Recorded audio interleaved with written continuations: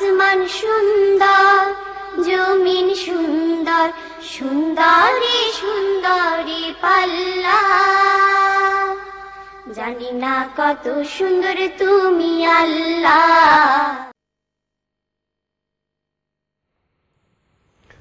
আসসালামু আলাইকুম রহমতুল্লাহি ওয়া বারাকাতুহু। প্রিয় ভাই বোনেরা, আমরা আবারও ফিরে আসলাম আমাদের প্রিয় অনুষ্ঠান জীবন জিজ্ঞাসায়। অনেকগুলো প্রশ্ন আমাদের হাতে আছে, যেগুলো আমরা শেখের কাছ থেকে জবাব শুনছিলাম। এক ভাইয়ের 3টি প্রশ্নের মধ্যে 2টি প্রশ্ন দেয়া হয়ে গেছে, আরেকটি প্রশ্ন বাকি আছে। সেটি হচ্ছে, ইসলামী শিক্ষা দিতে গিয়ে 20 পাউন্ড পর্যন্ত চার্জ করেন, কিন্তু ওনারা নিজেরা কামাই করেন 5-6 পাউন্ড, স্ট্রাগল করতে হয়। এখন বিষয়টা কতটুকু ইসলাম সম্মত হচ্ছে? ধন্যবাদ। এটাও একটি আপনি গুরুত্বপূর্ণ ইস্যুর প্রতি আমাদের দৃষ্টিকে আকর্ষণ করেছেন। প্রথম কথা হলো যে বাচ্চাদেরকে ইসলামের শিক্ষা দেওয়াটা আমাদের মা বাবার দায়িত্ব, ফরজ। এই জন্য মা বাবারও এই ব্যাপারে জ্ঞান অর্জন করাটা ফরজ। আমার সন্তানকে আমাকেই শিক্ষা দিতে হবে। এখন যেহেতু আমি পারছি না, আরেকজনকে আমাকে অ্যাপয়েন্ট করতে হচ্ছে। এখন আমার দায়িত্বটি আরেকজন পালন করছে। ব্যাপারটা অনেকটা এরকমই। আমার বাচ্চাকে আমাকে শেখানো হবে। ইসলামের প্রথম দিকে যদি আমরা দেখি, তাহলে দেখতে পাবো যে আনুষ্ঠানিকভাবে শিক্ষা ব্যবস্থা এভাবে ছিল না। প্রত্যেকটি মা বাবা তারা মসজিদে গিয়ে আল্লাহ নবী থেকে শিখতেন এবং তারাই তাদের সন্তানদেরকে শিখাতেন। হ্যাঁ, অনানুষ্ঠানিক ইনফর্মাল কিছু ব্যবস্থা ছিল মদিনাতে। সেই হিসেবে এটা আমার দায়িত্ব, আমার সন্তানকে আমাকে শিখাতে হবে। এখন আমি যেহেতু সময় দিতে পারছি না বা আমি জানি না, তখন আমাকে শিক্ষক নিয়োগ করতে হয়। এখন সেই শিক্ষকটি আমার পক্ষ থেকে দায়িত্ব পালন করছেন। এই জন্য তার সময়ে শিখানোর যে বিষয়টি আছে, ওটার জন্য তো কোনো পারিশ্রমিক দেয়া যায় না, জ্ঞানকে কোনোভাবে কেনা যায় না। তবে যেহেতু সে তার সময়কে আমার জন্য বরাদ্দ করে দিচ্ছে, তার সময়ের বিনিময়ে আমাকে তাকে পারিশ্রমিক দিতে হয়। এটা হচ্ছে সময়ের মূল্যায়ন। আর তাছাড়া যেসব ব্যক্তিরা এই প্রফেশনে কাজ করে, তারা যদি অন্য কাজে লেগে যায়, তাহলে বিশেষত অমুসলিম সমাজে তো শিক্ষকের সংকট, যারা আরবি এবং ইসলামিক শিক্ষা দিতে পারবে তাদের সংকট রয়েছে।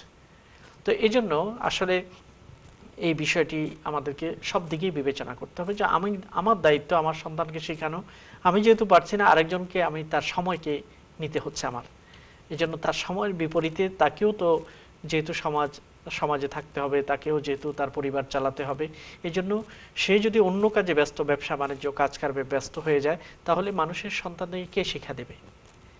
তো সেই হিসেবে যে পারিশ্রমিকের ব্যাপারটা, এটাকে কোনোভাবেই আমরা নিষেধ করতে পারবো না বা এটাকে অবজ্ঞা করা যাবে না। আমরা যদি ইসলামের ইতিহাস দেখি, এটা যে উজরত আলাল ইবাদা একটি বিখ্যাত আলোচনা, যে যারা ইমাম, যারা শিক্ষক, অথবা যারা মানুষকে ভালো বিষয়ে বলেন, এইসব ব্যক্তিদেরকে পারিশ্রমিক দেয়া যায় কিনা। ইসলামের প্রথম যুগে প্রত্যেকে যার যার পেশাতে থাকতো, ভলেন্টিয়ারি এই কাজগুলো করত। কিন্তু যখন ইসলামিক স্কলাররা দেখছেন যে প্রত্যেকে ব্যবসা বাণিজ্য কাজকর্মে যদি লেগে যায়, তাহলে মসজিদে আজান দেওয়ার লোক খুঁজে পাওয়া যায় না, নামাজ পড়ানোর লোক খুঁজে পাওয়া যায় না, বাচ্চাদেরকে শিক্ষা দেওয়ার লোক খুঁজে পায় না, তখন থেকে তারা ফোকাহাগণ, ফকিহগণ এই ব্যাপারে এগ্রিড হলেন যে এসব ইবাদতের কোনো বিনিময় হতে পারে না, কিন্তু তাদের সময়কে যেহেতু এই কাজের কারণে আবদ্ধ করে রাখতে হয়, অন্য কাজে অন্য প্রফেশনে তাদেরকে যেতে দেয়া যায় না, এই জন্য এই সময়ের বিনিময়ে তাদেরকে পারিশ্রমিক দিতে হবে। তো এই জন্য এটা হচ্ছে সময়ের মূল্যায়ন। এবং যেহেতু এই দেশে আপনি যদি যান বিভিন্ন জায়গায়, যে আপনি ইসলামের শিক্ষা বা আরবিক শিক্ষার কথাও যদি আমরা এক পাশে রাখি, অন্য বিষয়ে যদি শেখাতে হয়, যেমন একটি টিউটরকে যদি আপনি ইংলিশ শেখানোর জন্য বাসায় 1 ঘন্টার জন্য আনেন, অথবা অন্যান্য সাবজেক্ট যদি শেখাতে হয়, তাহলে আপনাকে দেখতে হবে যে একটি বাজারের ওই শ্রমটার কি দাম, অথবা ওই সময়টার কি মূল্য।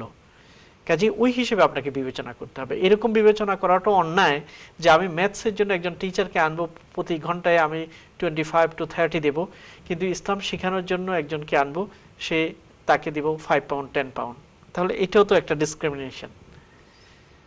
তো এই জন্য সব বিষয়গুলোকে আমাদেরকে বিবেচনা রাখতে হবে। একটা হচ্ছে সামাজিক মূল্যায়ন, আরেকটা হচ্ছে রেসপেক্ট, আরেকটা বিষয় হলো যে তার সময়কে যে আমার জন্য আমি নিচ্ছি, এই সময়ের কারণে আবদ্ধ করার কারণে, পড়ানোর কারণে কোনো পারিশ্রমিক হতে পারে না, কিন্তু আবদ্ধ করে রাখার কারণে তাকে যে আমার এটার জন্য সে অন্য কাজকে ত্যাগ করে আসতে হচ্ছে, তার ইনকাম ইত্যাদিকে বন্ধ করতে হচ্ছে, এসব বিবেচনার কারণে এটা করা হয়। হ্যাঁ, কেউ যদি যারা অ্যারাবিক অথবা কোরআন অথবা ইসলামের শিক্ষা শিখান, তারা যদি চান যে না, যদিও আমার 25 পাউন্ড করে আওয়ারলি নিতে পারি, কিন্তু আমি এখান থেকে এই সময় থেকে আমি 10 পাউন্ড মাইনাস করে দেব, এটা হচ্ছে আমার দাওয়া কিংবা আমার সাদাকা হিসেবে, এরকম যদি কেউ বিবেচনা করে, এটা তার ব্যক্তিগত ব্যাপার। এরপরে আমরা পরবর্তী প্রশ্নগুলোতে যেতে হবে। জাকাতের বিষয়ে দুটি প্রশ্ন আমরা পেয়েছি। হাজবেন্ড মারা গিয়েছেন, তার সম্পদ রয়েছে, সেই সম্পদগুলোকে স্ত্রী বিক্রি করে ফিক্সড ডিপোজিট করে রেখেছেন। এখন এই সম্পদ তো এককভাবে তার স্ত্রীর নয়, এই সম্পদগুলোতে সন্তানদের হক রয়েছে। এখন এটা জাকাত কে দেবে?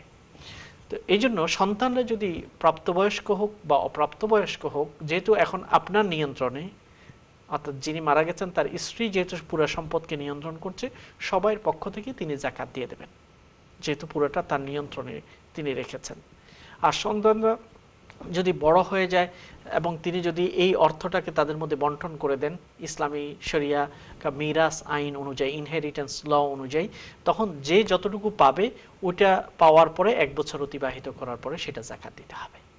তো এই জন্য যিনি প্রথমে এটাকে নিয়ন্ত্রণ রাখছেন বাচ্চাদের হাতে বিতরণের আগে, তখন তাকেই সন্তানদের পক্ষ থেকেও জাকাত আদায় করে দিতে হবে। মা যদি তার ছেলের সম্পদে জাকাত আদায় করেন, আদায় হবে কিনা? উত্তর হলো, মা ছেলের উপর ফরজ। যেই ছেলেটা প্রাপ্তবয়স্ক, তিনি ব্যাংকে পয়সা জমা করে রেখেছেন, তার পয়সার জাকাত তাকেই দিতে হবে, এটা ফরজ। হ্যাঁ, মা যদি সেটা তার পক্ষ থেকে আদায় করে দেন, ছেলেকে বলবেন যে তোমার জাকাতের পয়সা আমি আদায় করে দিলাম, তখন মা আদায় করলে সেটা আদায় হবে। তবে সন্তানকে বলা দরকার, কিন্তু সন্তানদেরকে উদ্বুদ্ধ করা দরকার। মারা তো সন্তানদেরকে কোলে কোলে বড় করেন, এখন ফরজ বিষয়ে যদি মা করে ফেলেন, তখন মা যখন থাকবেন না, সন্তান হয়তো আর করার অভ্যাসই তার সৃষ্টি হবে না। এই জন্য মাদের উচিত সন্তানদের মাধ্যমে দান করা, সন্তানদের মাধ্যমেই তাদেরকে জাকাত দেওয়ার জন্য অভ্যস্ত করা, এটা উচিত। তবে মা যদি সন্তানকে জানিয়ে আদায় করে দেন, তাহলে সেটা আদায় হবে।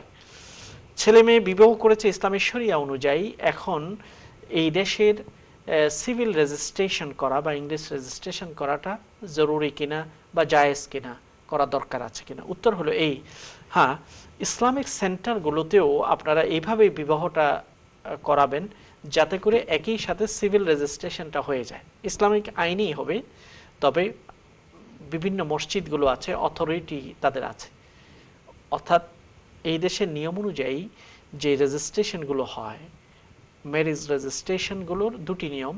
একটা নিয়ম হলো সিভিল রেজিস্ট্রেশন করা, আবার আরেকটা হচ্ছে ফেইথ গ্রুপগুলো রেজিস্ট্রেশন করতে পারে, তবে তারা এই দেশের আইন অনুযায়ী তারা নিবন্ধিত, রেজিস্টার্ড হতে হবে, এরকম। তো এই জন্য এটা দরকার, যেহেতু আমরা এই দেশে থাকি, কোনো কারণে ছেলে মেয়েদের যদি বৈবাহিক সমস্যা হয়, তারা যদি কন্টিনিউ করতে না পারে, তখন এটাকে ডিসলভ করার জন্য অনেক সময় আইনের আশ্রয় নিতে হতে পারে। এখন আইনের আশ্রয় নিতে যদি আপনি অনিবন্ধিত কোনো মসজিদ বা ইসলামিক সেন্টারের ম্যারেজ সার্টিফিকেট দেন, সেটা এই দেশের কোর্টে হয়তো অ্যাকসেপ্টেবল নাও হতে পারে। এই জন্য ভবিষ্যতের চিন্তাভাবনা রেখে ইসলামিক সেন্টারগুলো, ওগুলোতেই বিবাহ রেজিস্ট্রেশন করা দরকার, যারা সরকারিভাবে রেজিস্টার্ড অথরিটি আছে তাদেরকে সার্টিফিকেট দেওয়া, তাহলে ইসলামিক বিয়েই হবে, ইসলামিক বিবাহটা আবার এই দেশের আইন অনুযায়ী রেজিস্টার্ড এবং গ্রহণযোগ্য হয়ে যাবে। এটা দরকার, এই জন্য অনেক সময় বিভিন্ন বৈবাহিক সম্পর্কের সমস্যাগুলোকে ডিসলভ করার জন্য এটা দরকার হতে পারে। তবে এটা শিরিক হওয়ার কোনো কারণ নেই, যেহেতু আমরা এই দেশে থাকি, এই দেশে আমরা সবকিছুকে, আমরা একটা বাচ্চা যদি জন্ম হয় থেকে বার্থ রেজিস্ট্রেশন করতে হয়, একজন মানুষ যদি মারা যায় তখন আমাদেরকে ডেথ রেজিস্ট্রেশন করতে হয়, একইভাবে বিয়ে যে হলো এটাকেও তো রেজিস্টার করতে হবে। আইনগতভাবে যদি রেজিস্টার না হয়, পরবর্তীতে যদি ইসলামিক দৃষ্টিতে ওরা হালাল হাজব্যান্ড ওয়াইফ হয়ে গেছে, যখন নিকাহ হয়ে গেছে, কিন্তু ভবিষ্যতের জন্য কোনো আইনগত পদক্ষেপের জন্য তো এটা দরকার। এই জন্য এটা কোনোভাবে শিরিক হওয়ার কোনো কারণ নেই। জাকুমুল্লাহ, আমাদের হাতে দুইটি প্রশ্ন আছে, প্রশ্নগুলো একটু এডুকেশনাল। একজন বলছেন যে why do we disagree with the theory of evolution? আরেকটা বলছেন যে আমরা বিগ ব্যাং থিওরি নিয়ে ডিসএগ্রি করি কিনা। প্রশ্নটা ডিসএগ্রি আমরা করি কিনা আসলে এটাও একটা প্রশ্ন, কিন্তু এই দুইটা বিষয় উনি জানতে চেয়েছেন। তার আগে আমি একটা কল নিয়ে নিচ্ছি, তারপরে ইনশাআল্লাহ আনসার আসবো। আসসালামু আলাইকুম। আসসালামু আলাইকুম। হ্যালো কলার, আসসালামু আলাইকুম। হ্যালো, জি, আপনি টেলিভিশন ফলো না করে আমাদেরকে সরাসরি শোনেন ইনশাআল্লাহ। হ্যালো, আসসালামু আলাইকুম। ওয়ালাইকুম আসসালাম, আপনার প্রশ্ন বলবেন। জি, আমি 10 পারায় সূরা তওবার, হ্যালো, জি যে তওবার যে ইয়েটা আমরা যখন কোরআন পড়ি তখন তো তওবার পড়ি না, বিসমিল্লাহ পড়ি না, আউযুবিল্লাহি বিসমিল্লাহির রহমানির রহিম। কিন্তু আমি যখন অন্যভাবে যখন হাঁটি বা বৈশা থেকে পড়ি তখন কি আমার বিসমিল্লাহ বলতে হবে, বিসমিল্লাহ করে স্টার্ট করতে হবে, নাকি আমি বিসমিল্লাহ না বলে স্টার্ট করব? ঠিক আছে, তো আমি একটু কোরিয়াটা টিভিটা অন করে নিই, তারপর আমাকে উত্তরটা দেন। ওকে ওকে, ঠিক আছে। জি শেখ, ধন্যবাদ। আপনি বলছেন সূরা তাওবার ব্যাপারে। সূরা তাওবা যখন আমরা শুরুতে পড়ব, যেমন আপনি সূরা আনফাল পড়ে তেলাওয়াত শুরু করলেন, তারপরে সূরা তাওবাতে আসলেন, তখন আপনি বিসমিল্লাহ পড়বেন না, সেখানে বিসমিল্লাহ লেখা নেই, আপনি কন্টিনিউ করবেন বিসমিল্লাহ ছাড়া। কিন্তু যখন আপনি ফার্স্ট তেলাওয়াতটা স্টার্টই করছেন সূরা তাওবা থেকে, তখন সূরার বিসমিল্লাহ হিসেবে আপনি পড়বেন না, তেলাওয়াতের স্টার্টিং এর যে বিসমিল্লাহ আছে সেটা আপনি করবেন। যেমন আপনি দেখুন যে আমরা যখন কোরআনে কারীম তেলাওয়াত করি, সায়াকুলুস সুফাহাউ মিনান নাস, এই জায়গা থেকে শুরু করলাম, এটা হচ্ছে কোনো সূরার শুরু না, এটা সূরা বাকারার দ্বিতীয় পারা। তখন আমি কি করব, প্রথম এখনই আমি স্টার্ট করছি তেলাওয়াত, তখন আমি আউযু বিল্লাহি মিনাশ শাইতানির রাজিম বিসমিল্লাহির রহমানির রহিম পড়ে সায়াকুলুস সুফাহাউ মিনান নাস পড়ব। তাহলে এই বিসমিল্লাহ পড়াটা হচ্ছে তেলাওয়াতের বিসমিল্লাহ। তেমনিভাবে সূরা তওবাও যদি আপনি তখন এখন শুরু করেন, আউযু বিল্লাহ পড়বেন, বিসমিল্লাহ পড়বেন, এটা সূরার শুরুর কারণে নয়, বরং এটা তেলাওয়াতের শুরুর কারণে। কিন্তু আপনি যখন সূরা আনফাল থেকে শুরু করে তেলাওয়াত করেছেন, এটাকে কন্টিনিউয়েশন করছেন, অব্যাহতভাবে পড়ছেন, তখন সূরা তওবা যখন এসে যাবে তখন বিসমিল্লাহ পড়বেন না। এটাই হলো নিয়ম। জি, আমরা এই প্রশ্নগুলোর এখানে যেটা আপনি বলছেন বিগ ব্যাং বা ইভলিউশন থিওরির ব্যাপারে, এটা অনেক ডিসকাশনের বিষয়। তবে আমরা জাস্ট একটা সূরার রেফারেন্স দিয়ে আমরা এটা বলি, কানাতা রাতাকান ফাফাতাকনাহুমা। কোরআনে কারীমের এই আয়াত দ্বারা বোঝা যায় যে সব সৃষ্টিটা এক জায়গায় ছিল, ফাফাতাকনাহুমা, সেখানে আমি বিস্ফোরণ ঘটিয়েছি, তখন সেটা অব্যাহত হতে লাগলো, এটা এক্সপান্ড হতে লাগলো। বিজ্ঞান থিওরিতে তো অনেকটা সেরকমই কথাটা বলা হয়। তো এই জন্য কোরআনে কারীমে, যদিও কোরআন এটা কোনো সায়েন্সের বুক নয়, তবে সায়েন্টিফিক বুক, এটা সায়েন্স বা বিজ্ঞান বিষয়ক কোনো কিতাব নয়, তবে এখানে অবৈজ্ঞানিক কোনো কথাও নেই।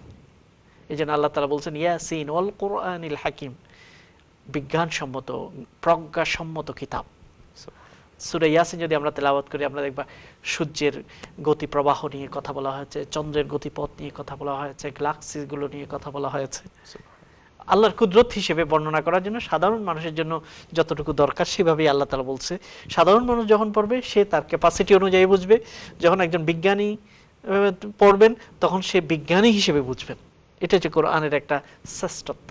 সেই হিসাবে এই আয়াতটি কানাতা রাতাকান ফাফাতাকনাহুমা, এটা দ্বারা অনেক ইসলামিক স্কলাররা যারা কোরআনে বিজ্ঞান বিষয়ে গবেষণা করেছেন তারা বলছেন যে এখানে আল্লাহ তাআলা বিগ ব্যাং সম্পর্কে কাছাকাছি থিওরি বর্ণনা করছেন যে এই জগৎটা, এই বিশ্ব ব্রহ্মাণ্ড ইউনিভার্সই সব এক জায়গায় ছিল, সেখানেই আল্লাহ তাআলা বলছেন ফাফাতাকনাহুমা, সেটাকে আমি বিস্ফোরণের মাধ্যমে বিচ্ছিন্ন করেছে এবং সেটা এক্সপান্ড হচ্ছে। তো এখানে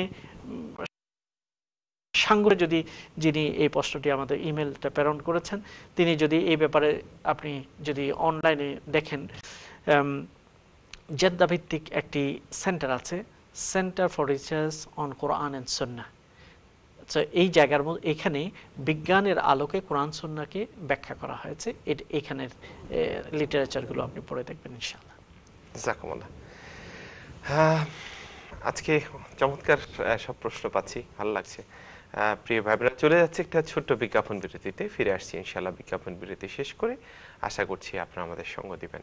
আসসালামু আলাইকুম ওয়া রাহমাতুল্লাহি ওয়া বারাকাতুহু। আসমান সুন্দর, জমিন সুন্দর, সুন্দরী সুন্দরী পাল্লা। জানি না কত সুন্দর তুমি আল্লাহ।